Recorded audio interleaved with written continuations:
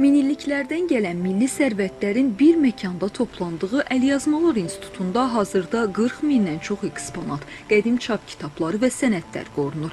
12 mindən artıq ərəb, fars və türk dillərində əlyazmaların olduğu xəzinə hər gün zənginləşdirilir. Yeniliklər, yeni eksponatlar, əməkdaşlıqlar.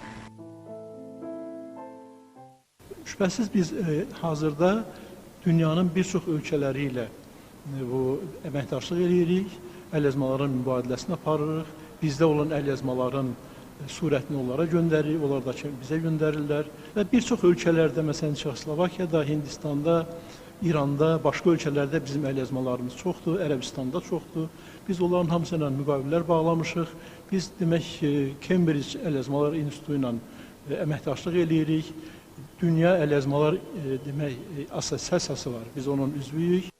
Bu məkanda Azərbaycandakı əlyazmaların dünyaya tanıdılması istiqamətində də önəmli işlər görülür. İnstitutun xarici ölkələrdəki oxşar qurumlarla və elmi müəssisələrlə əlaqələri ildən ilə genişlənir. Son illərdə bizim xəzinəmizə 60-a qədər əsər əlyazmalar institutuna daxil olub.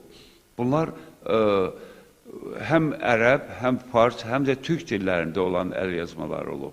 Və bu əlyazmaların ən qədimi də var, yəni nisbətən bir 300-400 il bundan əvvəl köçürülmüşü də var və son 40-50 il bundan əvvəl də köçürülmüşü var ki, əlyazmalar institutuna hədiyyə edilib.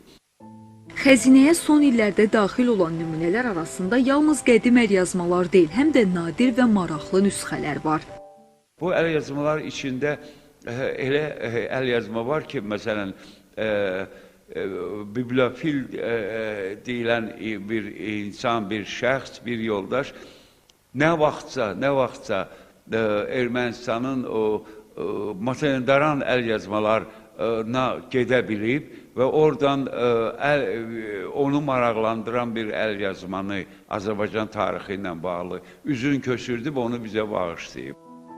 Davamlı zənginləşən Məhəmməd Füzuli adına Əlyazmalar İnstitutu bir daha göstərir ki, keçmiş buradadır. Amma yeniliklərlə gələcəyə yol göstərir. Azərbaycan mədəniyyətini dünyaya tanıdır. Fəridə İsmailova, Arzu Yusif, Fariz Şıxarizadə, Elvin Cəfərov, Mədəniyyət xəbərləri.